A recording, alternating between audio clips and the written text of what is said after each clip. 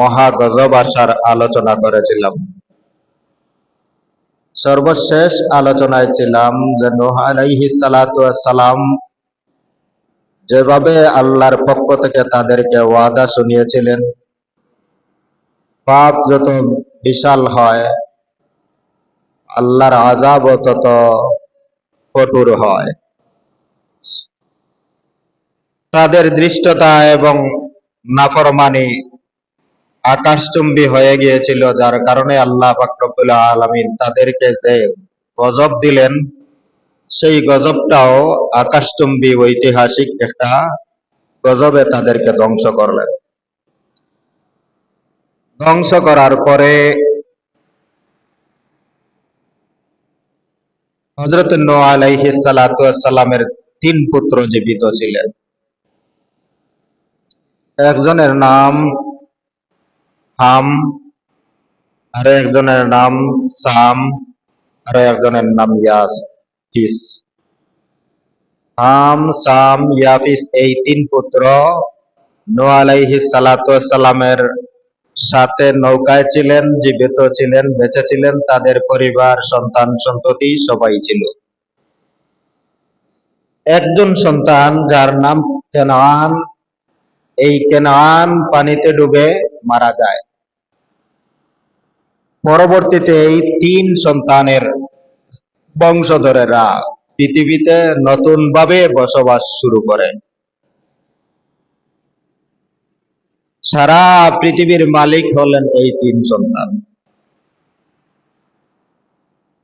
সামের বসবাস ছিল শাম দেশ, ওনার নামেই শাম হয়েছে।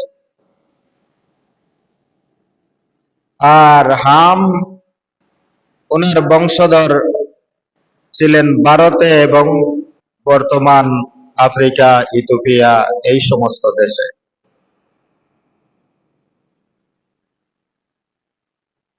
হামের বংশধর আরবের মধ্যে ছিলেন। কিছু আরব, কিছু অনারব, এই সারা পৃথিবী জুড়িয়া 3 সন্তানের বংশধরেরা বসবাস করতে শুরু করে। সবাই এক আল্লাহর একত্ববাদে বিশ্বাসী। এই সমাজের মধ্যে আর কোন ধরনের শিরকি, কুফরি ইত্যাদি চলে না। দীর্ঘ 700 বছর পর্যন্ত নূহ আলাইহিস সালাতু ওয়াস সালাম এর সন্তানেরা বেঁচে ছিলেন। 950 বছর পর্যন্ত নূহ আলাইহিস সালাতু ওয়াস সালাম বেঁচে ছিলেন। কোন কোন বর্ণনায় 1000 বছর পর্যন্ত বেঁচে ছিলেন। 950 বছর পর্যন্ত দিনের দাওয়াত দিয়েছিলেন। ওনার সন্তানেরা 700 বছর পর্যন্ত দুনিয়ার জমিনে জীবিত ছিলেন, বেঁচে ছিলেন। দেখেন, প্রায় এক নবী আর ওনার বংশধরে প্রায় 2000 বছর চলে গেছে। হযরতে ঈসা আলাইহিস সালাতু ওয়াস সালাম দুনিয়াতে আগমন থেকে নিয়ে আমাদের পর্যন্ত 2026 সাল চলতেছে। আর এক নূহ আলাইহিস সালাতু ওয়াস সালামের দাওয়াতি জীবন আর ওনার সন্তানেরা প্রায় 2000 বছর পর্যন্ত দুনিয়ার জমিনে বেঁচে ছিল। সেই যুগে আল্লাহ পাক রব্বুল আলামিন মানুষদেরকে এত সুঠাম দেহের অধিকারী করে সৃষ্টি করেছিলেন। ওরা তো হযরতে আদম আলাইহিস সালাতু ওয়াস সালামের মূল স্ট্রাকচারের পাশাপাশি তারও দৈহিক গঠন আরো বড়, আরো মজবুত, আরো শক্তিশালী ছিল। আদম আলাইহিস সালাতু ওয়াস সালাম প্রায় 60 গজ লম্বা ছিলেন। আর ঐতিহাসিক বিবরণ থেকে পাওয়া যায় নূহ আলাইহিস সালাতু ওয়াস সালামের সন্তানেরা আরো লম্বা, আরো উঁচু, আরো মোটা ছিলেন। মানুষ যত শক্তিশালী হয় সে তত বেপরোয়া হয়ে যায়। মানুষের ধন সম্পদ যেমন শক্তিশালী হয়, তখন তার ভিতরে অহংকার দানা বাঁধে। গায়ের শক্তি যত বেশি হয়, তত সে অন্যের উপর নির্ভরশীল একথাটা ভুলে যায়। আমি আমার গায়ের শক্তিতে পৃথিবীতে যা কিছু আছে সবকিছু করতে পারি। মনে করেন একজন মানুষ 60 গজ লম্বা, 120 হাত, এই পরিমাণ তার বডি, শরীর, শক্তি। পৃথিবীর অনেক কাজ আছে যেগুলো বর্তমান যুগে আধুনিক প্রযুক্তির মাধ্যমে করানো হয়, আর আমরা মনে করি বিজ্ঞান আমাদের অনেক এগিয়ে দিয়েছে। স্টেবিলাইজার বানানো হয়েছে, বিরাট আকারের খাল খনন, কয়েক শ মানুষের কাজ কিছু সময়ের ভিতরে একটা মেশিনের দ্বারা আমাদের করা সম্ভব। কিন্তু আল্লাহ পাক রব্বুল আলামিন তাদের গায়ে এত শক্তি দিয়েছিলেন যে বর্তমান প্রযুক্তির উন্নতির যুগেও যে সমস্ত মেশিনারি এবং যন্ত্রপাতি আবিষ্কার করা হয়েছে তা 10টা মিলাইয়াও নূহ আলাইহিস সালাতু ওয়াস সালামের এক সন্তানের এক হাতের কাজও করা সম্ভব হয় নাই। আদম আলাইহিস সালাতু ওয়াস সালামের সন্তানেরা যতদিন পর্যন্ত পৃথিবীতে ছিলেন, ততদিন পর্যন্ত খাবার দাবারের জন্য কোনো হাহাকার ছিল না। যা প্রয়োজন নিজে চাষ করতেন, এতটুকু খাইতেন, তার চাইতে বেশি আর কোনো কিছুর প্রয়োজন নাই। আমাদের যুগের মতো এই অত্যাধুনিক প্রযুক্তিও ছিল না, মোবাইলও ছিল না, কারেন্টও ছিল না, কোনো কিছুর দরকারও নাই, অতিরিক্ত টাকা পয়সারও কোনো লেনদেনের প্রয়োজন নাই।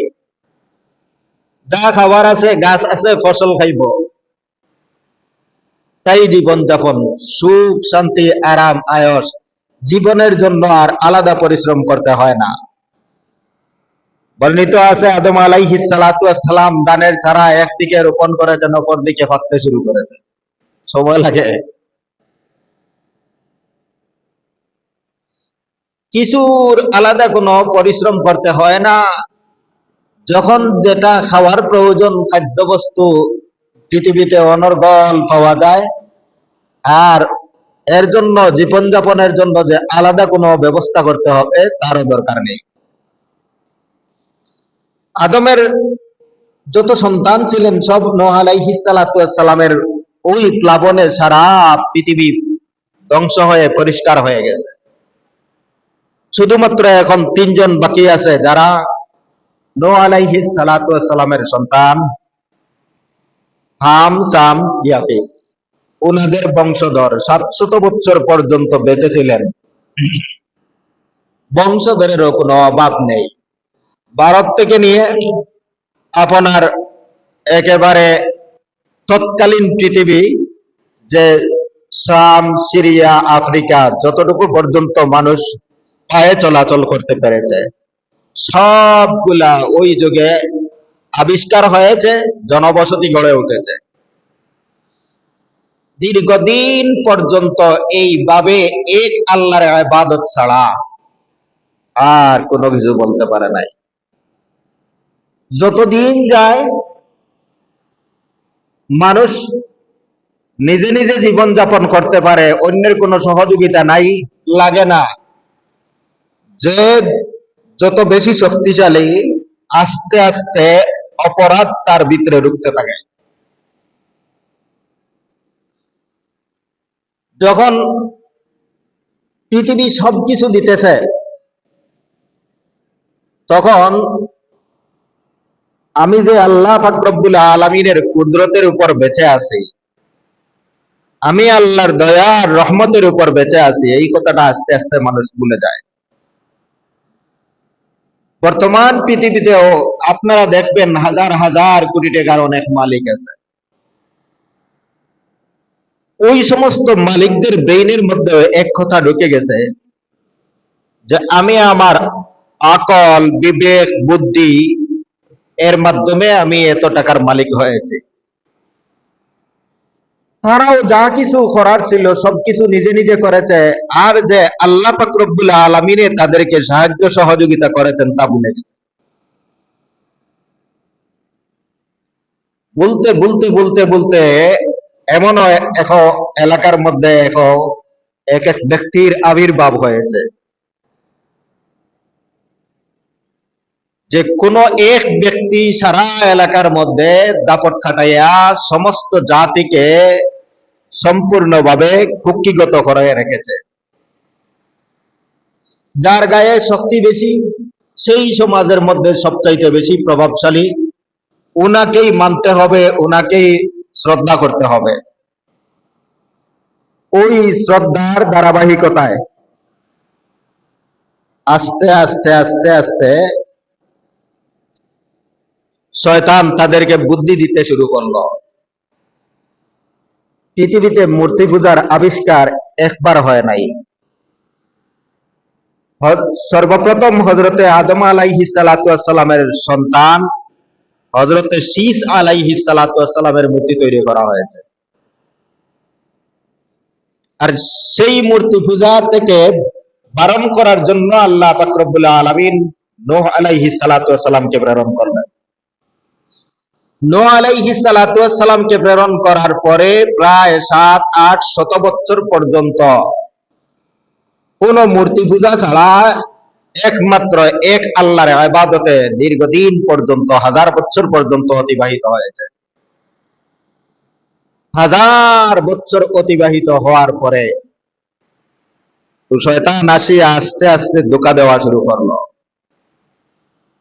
যে তোমাদের পূর্বপুরুষেরা দীর্ঘদিন পর্যন্ত ওই মূর্তিগুলার পূজা করছে, আর তোমরা এখন তার ইবাদত বাদ দিয়া দুনিয়ার জগতে অন্যান্য এক আল্লাহ ইবাদত করো। এক আল্লাহ কি সবকিছু দিতে পারে, এক আল্লাহ কি দেখা যায়, এই ধরনের কুমন্ত্রণা দিতে শুরু করে। আমি একটা কথা আগে আপনাদেরকে জানাই, আর আগে ভারতের বর্তমান সনাতন ধর্মী যারা, পৃথিবীর সূচনা লগ্ন থেকে এই মূর্তি পূজার সূচনা হয়েছে ভারত থেকে, যার কারণে তাদের একটি দাবি হলো যে আমরা সনাতন ধর্মী, প্রাচীনতম ধর্মী। ওই যে আদম আলাইহিস সালাতু ওয়াস সালামকে আল্লাহ প্রেরণ করেছিলেন বর্তমান শ্রীলঙ্কায়, তৎকালীন ভারতে, উনার সন্তানেরাও এখানের মধ্যে ছিল। এর মধ্য থেকে কিছু কিছু সন্তানেরা মূর্তি পূজায় লিপ্ত হয়েছিল, যার কারণে সেই কালেও নূহ আলাইহিস সালাতু ওয়াস সালামের পূর্ব যুগেও ভারতে মূর্তি পূজা ছিল। নূহ আলাইহিস সালাতু ওয়াস সালামের প্লাবনের পরবর্তী এক আল্লাহর ইবাদত 1000 বছর অতিবাহিত হওয়ার পরে আবারও শয়তান তাদেরকে সেই মূর্তিগুলার কথা স্মরণ করাইয়া দিল, যে কয়েকটা মূর্তির নাম কোরআনের মধ্যে আসছে, ইয়াগুস, ইয়াউক, নসর। এই যে কয়েকটা নাম, এরা হলো পূর্বেকালীন বড় বড় আল্লাহর ওয়ালি এবং নবী, বুজুর্গ ব্যক্তিত্ব। নূহ আলাইহিস সালাতু ওয়াস সালামের পরবর্তী বংশধরেরা এই দাবি করলো, সবকিছু মানতে পারি কিন্তু এই কয়েকটা মূর্তি আমরা ছাড়তে পারবো না।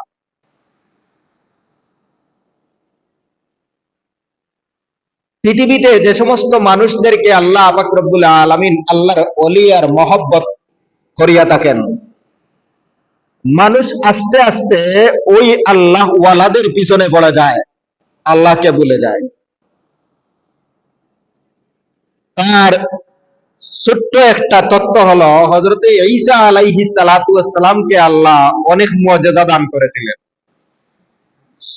মুআজিজা দান করার কারণে কোন অন্ধ ব্যক্তিকে চোখে হাত বুলাইয়া দিলে ঈসা আলাইহিস সালাতু ওয়াস সালামের হাতের বরকতে সেই ব্যক্তি চোখের জ্যোতি ফিরে পেত। সুবহানাল্লাহ।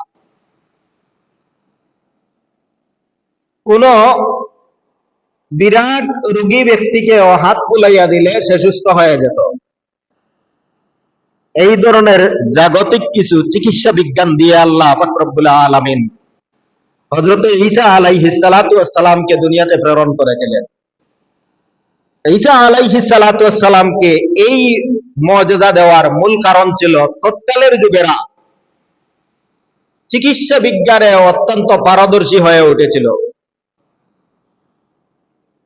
যেই যুগে মানুষ যে ব্যাপারে পারদর্শী হয়ে আল্লাহকে ভুলে যায়, রব্বুল আলামিন তার কুদরতি বান্দাদের মাধ্যমে এর চাইতে বেশি ওই যোগ্যতা দিয়ে আল্লাহ দুনিয়াতে প্রেরণ করেন যে সেই কালের মানুষে বর্তমান যুগে এই আধুনিক যুগে চিকিৎসা বিজ্ঞান ছাড়া কোনো কিছুরে কোনো মূল্যায়ন দেয় না, যে সবকিছু আল্লাহর কুদরতে হয়। রোগও আসে আল্লাহ পাক রব্বুল আলামিনের পক্ষ থেকে, শিফাও আসে আল্লাহর পক্ষ থেকে। এই কথাটা বর্তমান যুগের আধুনিক মানুষেরা অনেক মুসলমানেও বুঝতে রাজি হয় না। ঈসা আলাইহিস সালাতু ওয়াস সালামের যুগের মানুষেরাও ডাক্তারি বিজ্ঞানে, চিকিৎসা বিজ্ঞানে অতি পারদর্শী হওয়ার কারণে রব্বুল আলামিন নবীকে পাঠাইলেন এমন মুজিজা দিয়া যে সারা চিকিৎসা বিজ্ঞান যেখানে সম্পূর্ণ ব্যর্থ হয়ে যায়, আল্লাহর নবী শুধুমাত্র হাত বুলাইয়া দিলে সেই এর চাইতে বেশি উপকার মানুষে পায়। যখনই হযরতে ঈসা আলাইহিস সালাতু ওয়াস সালামের এত মুজিজা, আল্লাহ প্রদত্ত এত ক্ষমতা দেখছে, শেষ পর্যন্ত ঈসা নবীর উম্মতেরা ঈসা আলাইহিস সালাতু ওয়াস সালামের ইবাদত শুরু করে দিয়েছে। না, কথা বুঝেন নাই? যার ভিতরে যত বেশি কারামতি, ওই ব্যক্তিকে মানুষের শ্রদ্ধা, মহব্বত, ভালোবাসা এবং আরাধনা, পূজা যা কিছু লাগে করতে থাকে। ঈসা আলাইহিস সালাতু ওয়াস সালামকে আল্লাহ পাক রব্বুল আলামিন হাসরের দিন আটকাইবেন। তিনিও সমস্ত জগতের উম্মতেরা ঈসা নবীর কাছে যাবে যে আল্লাহর কাছে সুপারিশ করিয়া আমাদের বিচার কার্যটা তাড়াতাড়ি শেষ করার ব্যবস্থা করেন। তখন তিনি বলবেন, না, আমি আল্লাহর কাছে একটা অপরাধী, যেই অপরাধের কারণে আমি নিজেই অপরাধী, আল্লাহর কাছে অন্য অপরাধীর জন্য সুপারিশ করতে যাব কিভাবে? ওনার অপরাধটা কি ছিল যে রব্বুল আলামিন হাসরের দিন প্রশ্ন করবেন, আমি তোমাকে নবী বানাইয়া পাঠাইলাম আমার ইবাদত করানোর জন্য, মানুষদেরকে আমার পথে দাওয়াত দিবে, আর তোমার উম্মতেরা আমি আল্লাহকে ছাড়িয়া তোমার পূজা করলো, তোমার ইবাদত করলো, তার জবাব আগে দাও, তারপরে সমস্ত বিশ্ববাসীর জন্য সুপারিশ করবে। আল্লাহ পাক রব্বুল আলামিন ঈসা আলাইহিস সালাতু ওয়াস সালামের মতো একজন দলিলুল কদর নবীকেও প্রশ্ন করে বসবেন, তোমার উম্মতেরা কেন আমি আল্লাহর ইবাদত বাদ দিয়া তোমার ইবাদত করলো, তার জবাব দাও। এই ঘটনা থেকে আমরা একটা শিক্ষা নিতে পারি যে বর্তমান যুগেও যে সমস্ত ওলি আল্লাহ, ওলি আউলিয়া, বুজুর্গ, আল্লাহর মহব্বতের বান্দা, আল্লাহর প্রিয় বান্দারা, যাদের পূজা আমরা রাত দিন সার্বক্ষণিক ভাবে করতে থাকি, আল্লাহ হাসরের দিন উঠাইয়া আগে জিজ্ঞাসা করবেন, তোমাকে আমার মহব্বত আর ভালোবাসা দান করছিলাম, তাই দুনিয়ার জগতের লোকেরা তোমার মধ্যে কেরামত দেখিয়া তোমাকে উপাসনা করলো, তোমার মাজারে সিজদা করলো, আগে তুমি সেই জবাবটা দিয়ে যাও, তারপরে তোমাকে অন্য মুরিদ নিয়ে তুমি জান্নাতে যাইবা। কথা বুঝে আসছে? যে সমস্ত মানব জাতি কোন মানুষের ইবাদত আর উপাসনা করে, জিন্দা মানুষের না করিয়া মরা মানুষের মাটির কবরে গিয়া পূজা করে আর ইবাদত করে আর সিজদা করে, যে মানুষ আল্লাহর দরবারে চলে গেছে, যার আমলের দরজা সম্পূর্ণ বন্ধ হয়ে গেছে, যার ক্ষমতার দরজা সম্পূর্ণ বন্ধ হয়ে গেছে, ওই মানুষটার কাছে মানুষে গিয়া চায় যে দুনিয়াত লাভবান হবে, অর্থনৈতিক উন্নতি হবে, মাজারওয়ালার কাছে চায়। রব্বুল আলামিন তাকে জিজ্ঞাসা করবেন, তুমি মানুষদেরকে আমার ইবাদতের দিকে দাওয়াত না দিয়া তোমার ইবাদতের দিকে দাওয়াত দিলে কেন? কথাটা মনে থাকবে তো? ঈসা নবীকে যদি আল্লাহ পাক রব্বুল আলামিন প্রশ্ন করিয়া আটকাইবেন, যার কারণে তিনি সমস্ত উম্মতের বিচার কার্য সমাধান করার জন্য আল্লাহর দরবারে সুপারিশ করতে যাবেন না। নূহ আলাইহিস সালাতু ওয়াস সালামকে আল্লাহ আটকাইবেন যে তোমার সন্তানে কাফির ছিল, সেই কাফির সন্তানকে তুমি নৌকায় উঠানোর জন্য কেন আহ্বান করেছিলে তার জবাব আগে দাও, তারপরে অন্যান্য উম্মতের জন্য বিচার কার্য সমাধান হওয়ার সুপারিশ করবে পরে। প্রত্যেক নবীকে আল্লাহ পাক রব্বুল আলামিন একটি উম্মতের অসুবিধা তুলিয়া ধরিয়া আল্লাহ পাক রব্বুল আলামিন নবীকে জবাব দিতে বলবেন। ওয়ালা নাসআলান্নাল্লাযীনা উরসিলা ইলাইহিম ওয়ালা নাসআলান্নাল মুরসালিন। আল্লাহ বলেন যে আমি অবশ্যই যাদের কাছে নবী প্রেরণ করেছিলাম তাদেরকেও জিজ্ঞাসা করব তোমরা কার ইবাদত করে আসছো, আর যে সমস্ত নবীদেরকে প্রেরণ করেছিলাম আমার দ্বীনের দাওয়াত দেওয়ার জন্য তাদেরকেও জিজ্ঞাসা করব যে তোমরা কার দিকে আমার ইবাদতের দাওয়াত দিয়েছিলে, আমি আল্লাহর ইবাদতের দাওয়াত দিয়েছিলে না শয়তানের কুফরি তন্ত্রের দিকে দাওয়াত দিয়েছিলে। এত দীর্ঘ আলোচনা করলাম, সার সংক্ষেপটা হলো মূর্তি পূজার ধারাবাহিকতা সর্বপ্রথম শুরু হয়েছিল আদমের সন্তান শীস আলাইহিস সালাতু ওয়াস সালামের মূর্তি তৈরি করিয়া, তাও ছিল ভারতের মানুষদের পক্ষ থেকে। দ্বিতীয়বারে হযরতে নূহ আলাইহিস সালাতু ওয়াস সালামের সন্তানেরা 1000 বছর পর্যন্ত আল্লাহর ইবাদত করার পরে আবারও শয়তান সেই ভারতীয়দেরকে ওই কুমন্ত্রণা দিল যে তোমাদের পূর্বপুরুষেরা এর চাইতে আরো পূর্বপুরুষ তিনি আল্লাহর এত খাস এত মহব্বতের এবং প্রিয় ছিলেন, ওনার মূর্তি সামনে রাখিয়া ইবাদত করেছে, তাই তোমরাও সেই মূর্তি ইবাদত আরম্ভ করো। আরম্ভ হলো দ্বিতীয় পর্যায়ে মূর্তি পূজার সূচনা নূহ আলাইহিস সালাতু ওয়াস সালামের বংশধরদের মধ্য থেকে। আরবে মূর্তি পূজা আগেও ছিল না, কিন্তু বাইতুল্লাহ শরীফ দীর্ঘকাল পর্যন্ত একমাত্র আল্লাহর ইবাদতই চলছে। রাসূল করিম সাল্লাল্লাহু আলাইহি ওয়াসাল্লাম এই দুনিয়াতে আগমন করার প্রায় 100 বছর পূর্বে ওই মক্কার ব্যবসায়ীরা বর্তমান ইরান তথা এই অঞ্চলের মধ্যে ব্যবসার জন্য যাতায়াত করেছে।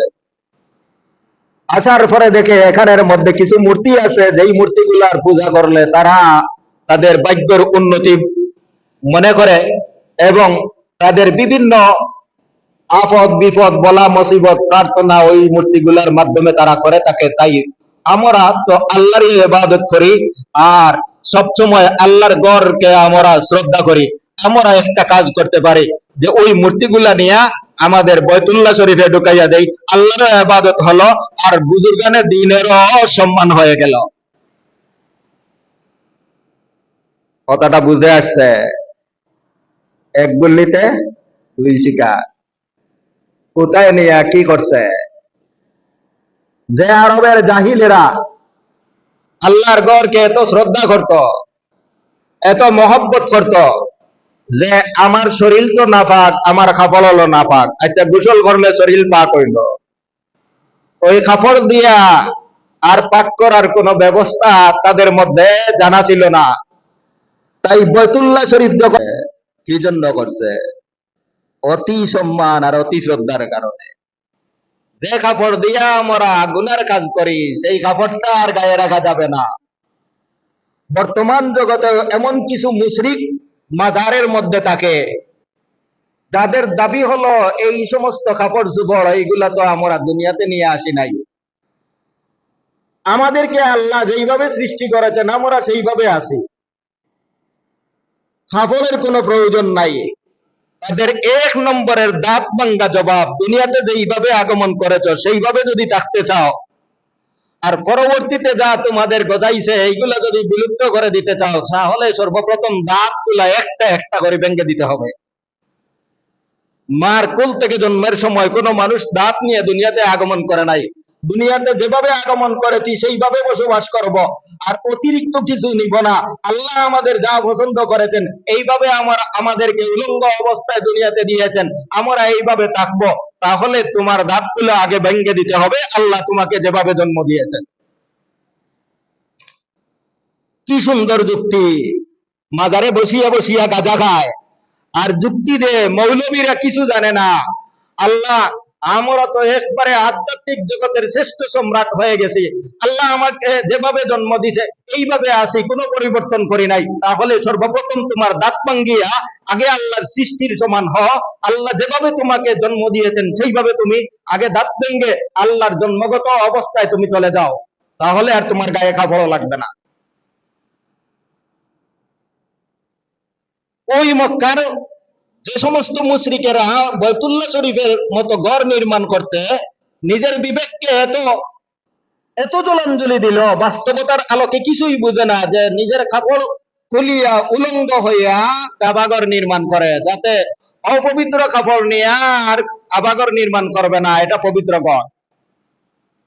আর সেই ব্যবসায়ী মক্কার কাফিরেরা ওই ইরান থেকে, তৎকালীন পারস্য জগৎ থেকে মূর্তিগুলা নিয়ে মনে করছে যে আল্লাহর ঘরের মধ্যে যদি মূর্তি রাখি তাহলে আল্লাহরও সম্মান হয়ে যাবে, আল্লাহরও কদর হবে, আল্লাহরও ইবাদত হবে, সাথে সাথে পারস্য জাতীয় যে অতিরিক্ত মাবুদ গুলা আছে তাদেরও পূজা হবে, একসাথে দুইটা ইবাদত হয়ে যাবে। কয়টা?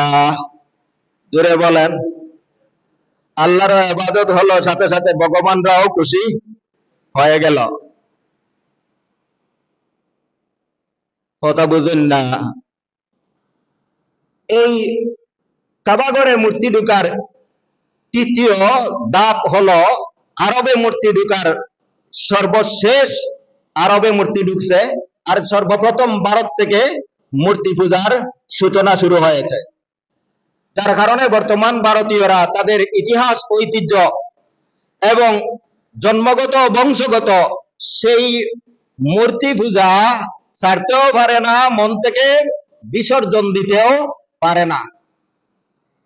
হযরত নূহ আলাইহিস সালাতু ওয়াস সালাম নৌকা যখন দুদি পর্বতে অবস্থান করলো, ওই নৌকা থেকে আরোহণ করার জন্য, মাটিতে নামার জন্য কয়েকটা পাখি প্রেরণ করলেন পৃথিবীতে, যে পৃথিবীর